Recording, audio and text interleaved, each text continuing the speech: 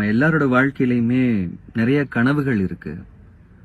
அந்த கனவை நிறைவேற்றுறதுக்காக தான் நம்ம முயற்சிகள் பண்ணிக்கிட்டே இருப்போம். அதே மாதிரி என்னுடைய வாழ்க்கையிலையும் நிறைய கனவுகள் இருக்கு.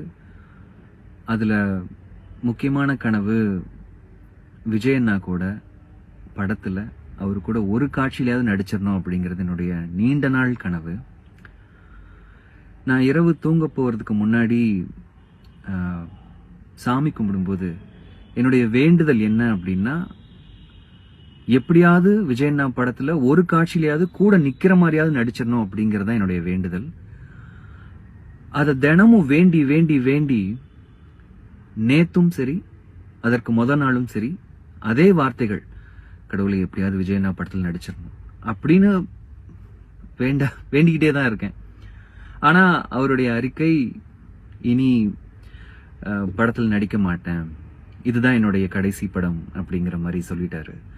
ரொம்ப ரொம்ப வருத்தமா இருக்கு. மனசுல பதிந்து விட்டது, அந்த விஷயம் மனசுல பதிஞ்சிருச்சு. எப்படியாவது நடிச்சே ஆகணும் அப்படி. அதற்கான முயற்சிகளையும் நான் ஈடுபட்டு தான் இருந்தேன்.